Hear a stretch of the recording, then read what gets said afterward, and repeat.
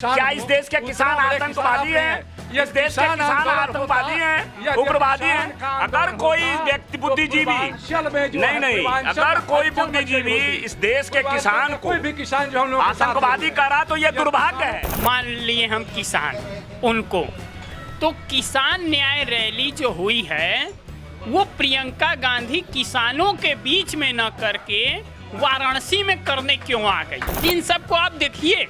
और दूसरी सबसे बड़ी अचरज की चीज है कि जो लोग किसानों पे अच्छा बोल रहे हैं वो खेत में नहीं हैं, वो कोई सरकारी तनख्वाह पा रहे 2-2 लाख, वो हाल का हाल नहीं जान रहे हैं। यह किसानों का आंदोलन नहीं है, यह किसानों का आंदोलन नहीं है, यह कुछ राजनीतिक दलों का। आप गलत बोल रहे हैं। आप पहली बात तो किसान नहीं है, गांव से जुड़े नहीं हैं और अनुभव नहीं है और संत किस्म के व्यक्ति आप हैं। सुन लीजिए, आगामी यूपी के विधानसभा चुनाव के ठीक पहले प्रियंका गांधी वाड्रा जो कांग्रेस की राष्ट्रीय महासचिव हैं, उनका वाराणसी में किसान न्याय रैली होता है। और अभी आने वाले इस अक्टूबर माह के अंतिम सप्ताह में खुद प्रधानमंत्री नरेंद्र मोदी भी वाराणसी का दौरा करेंगे और तमाम सौगातों की झड़ियों को भी लगाएंगे। लेकिन इसी दौरान बनारस में सियासत अड़ियों से लेके गलियों तक और चौक चौराहों तक पहुंच गई है। इस समय बनारस के 80 इलाके के हम पप्पू चाय की अड़ी पर हैं।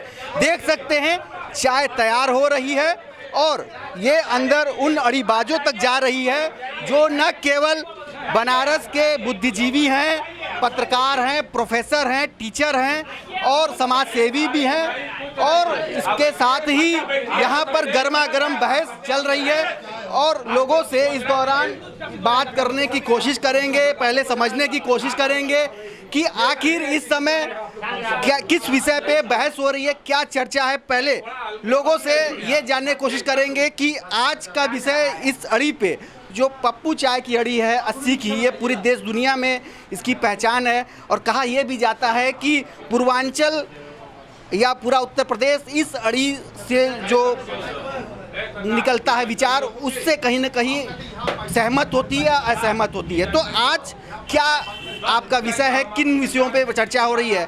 खासतौर से प्रियंका गांधी अभी वाराणसी होकर गई हैं और मोदी जी भी आने वाले हैं, तो क्या लग रहा है बनारस फिर से गढ़ बनने वाला है? देखिए, ये अड़ी तो हिंदुस्तान और देश की राजनीतिक धड़कन है और प्रियंका गांधी जो आई हैं और मोदी जी जो आएंगे ये तो अलग बात है। लेकिन जो किसान का प्रश्न है वो हिंदुस्तान का प्रश्न बन गया है। जो 3 काले कानून हैं, उन 3 काले कानूनों को हटाने के लिए देश में जनमत बन रही है और बनारस में भी लोग अड़ियों पर बहस करने लगे हैं कि ये किसान के पक्ष में है या कारपोरेट के पक्ष में है। जाहिर है कि राजनीतिक पार्टियां भी बहस कर रही हैं, इस पर प्रियंका आई हैं और दूसरी पार्टी के लोग कर रहे हैं। सवाल पार्टियों का नहीं है, सवाल है ये बहस जारी रहेगी। किसान बनाम कारपोरेट की लड़ाई है, हिंदुस्तान बनाम यूरोप और अमेरिका की लड़ाई है और वर्तमान बनाम भविष्य की लड़ाई ये है। इसलिए हम गांधी का यह देश बचेगा कि नहीं, किसानों का यह देश, चंपारण का यह देश बचेगा कि नहीं, उसकी लंबी लड़ाई है। सारी राजनीतिक पार्टियों को यही आना है, इसी ग्राउंड पर। और हम लोग तो बौद्धिक हैं, हम लोग विश्लेषण करते हैं, तहों में जाते हैं, हमें ना वोट लेना है ना संसद विधानसभा जाना है। तो हम लोग सत्य के साथ हैं और सत्य किसान के साथ है। इसलिए जो किसान के साथ है हम उसके साथ हैं, चाहे वो सरकार हो या विपक्ष हो। मुझे अपना परिचय दीजिए। रामाज्ञा शशधर, काशी हिंदू विश्वविद्यालय। तो ये बीएचयू के प्रोफेसर हैं जिनका साफ कहना है कि इस समय सभी पूरा देश, चाहे उत्तर प्रदेश या बनारस के लोग किसान के साथ हैं और किसान की ही बात कर रहे हैं। गुरुजी, किसान की बात हो रही है, लेकिन ये बातें सिर्फ चुनाव के वक्त ही क्यों होती हैं? क्यों चुनाव के वक्त किसान की बात होती है, गरीब की बात होती है, बेरोजगार की बात होती है, मजदूर की बात होती है और जो निचले तबके का इंसान है उसकी बात होती है? इसके पहले क्यों नहीं बात होती है? इसलिए ऐसी बात होती है कि लोग जो है कैसे मुझे वोट मिले, इसकी चिंता लोगों की रहती है।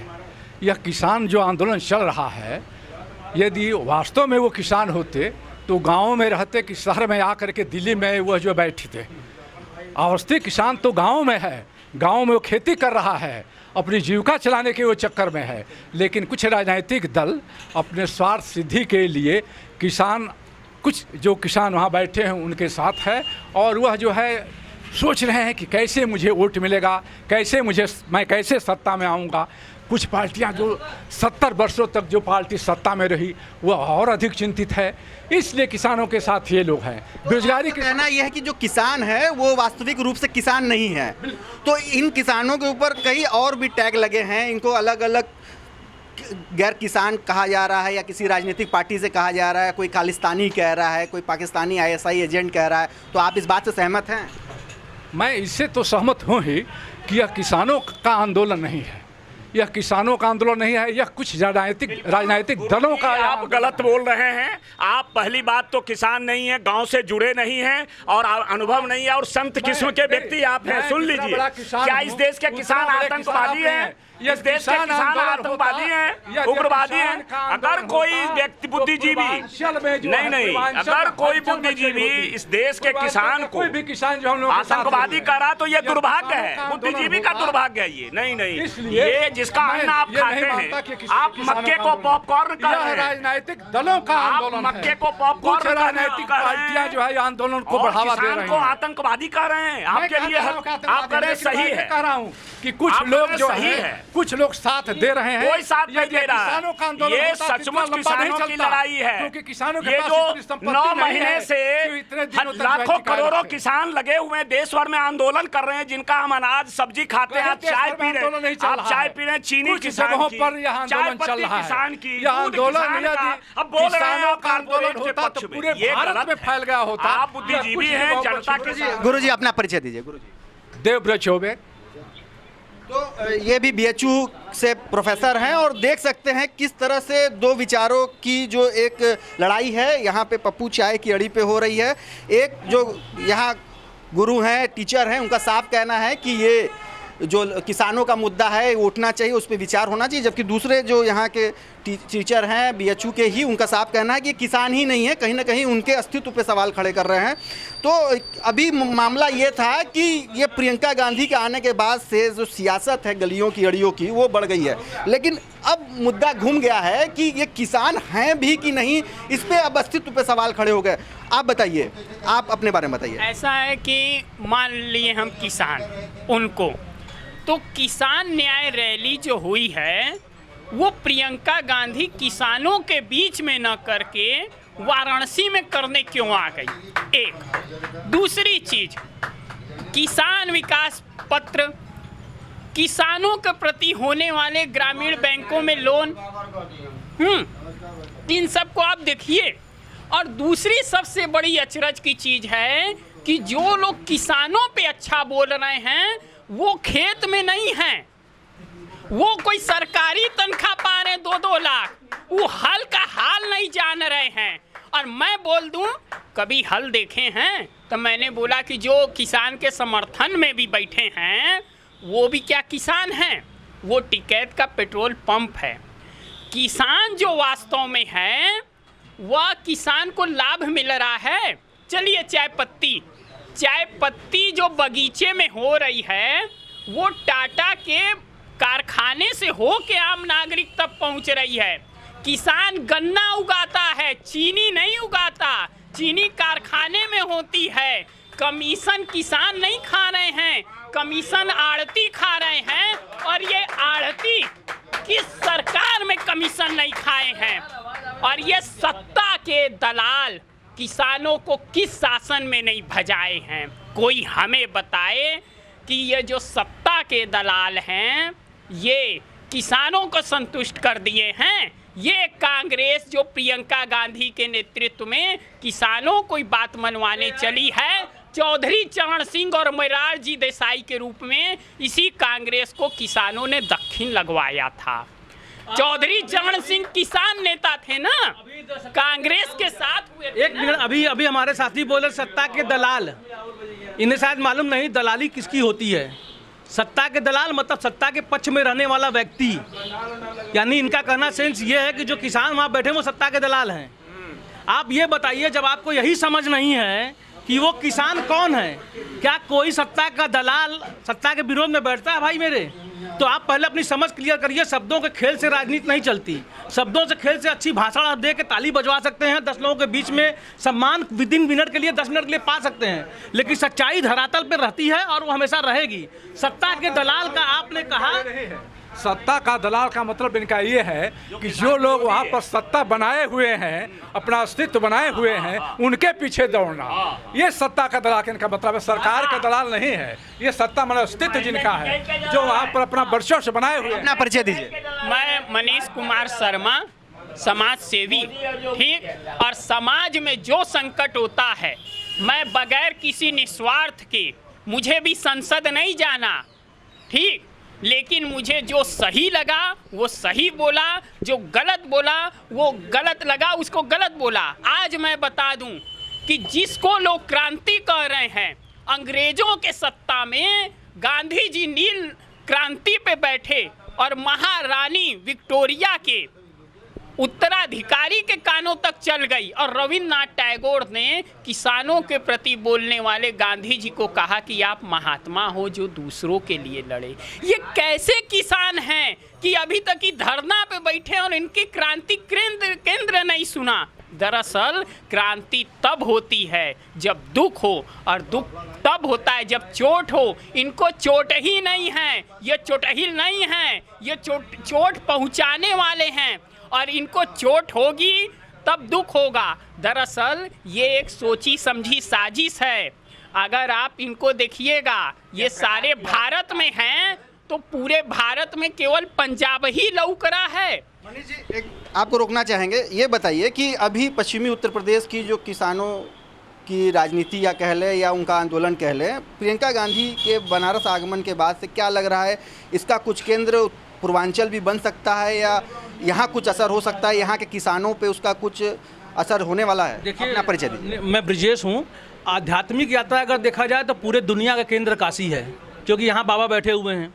सामाजिक यात्रा अगर देखी जाए तो वर्तमान में यहाँ का जो हमारे पीएम हैं वो यहीं से सांसद हैं, तो वह भी एक राजनीति का ध्रुवीकरण का केंद्र है। तो ऐसे में देश में जो भी राजनीतिक होगी वर्तमान में, चाहे वो किसी स्टेट की हो या पूरे केंद्र की हो, वो प्रभावित काशी से होगी, क्योंकि ध्रुवीकरण या हो या जो बिंदु है वो इस समय काशी ही है। और दूसरा, नवरात्र का दिन चल रहा था और कन्या हम लोग पूछते हैं वो प्रियंका हो या हमारी स्मृति ईरानी हो, वो दोनों ही लोग देवी स्वरूप में हम लोगों के लिए, और उनका हम आदर करते हैं। तो इस नवरात्र के दिनों में अगर वो काशी आई हैं, बाबा के धाम में आई हैं, यहाँ पे दर्शन की हैं, विंध्याचल माता जी, दुर्गा माता जी का दर्शन की हैं, तो इसके पीछे कोई राजनीतिक पूर्वाग्रह या इस तरह की बातें नहीं की जानी चाहिए। क्यों यहाँ पर तो लोगों ने मंदिर में शुद्धिकरण किया, यहाँ पर मंत्रोच्चार किया, ये काशी के ही लोगों ने किया। ये निश्चित रूप से आप सही कर रहे हैं। जो सनातनी होंगे वो यह खेल नहीं खेलते, उनका शुद्धिकरण नहीं होता। सनातनी हमेशा मन से पवित्र होते हैं, तन से नहीं। तन की पवित्रता हमारे अध्यात्म में है ही नहीं। हम हमेशा मन से पवित्रता की बात करते हैं। ये ढोंगी लोग जो हैं वो कहीं मंदिर धोते हैं, कहीं मस्जिद धोते हैं, कहीं मंदिर धोने की बात करते हैं। ये ढोंगी लोग करते हैं, ये दिखावा वाले लोग करते हैं। ये वो लोग कर रहे हैं जो धर्म के ठेकेदार बन रहे हैं, जो लोग धर्म पे अपना मोहर मार रहे हैं। हाथ में झंडा केसरिया पकड़ लिए तो मैं हिंदू हो गया। क्यों भैया? कोई मुसलमान हिंदू क्यों नहीं हो सकता? केसरिया उसने भी पकड़ा था, वीर अब्दुल हमीद ने भी यहाँ जान दिया था।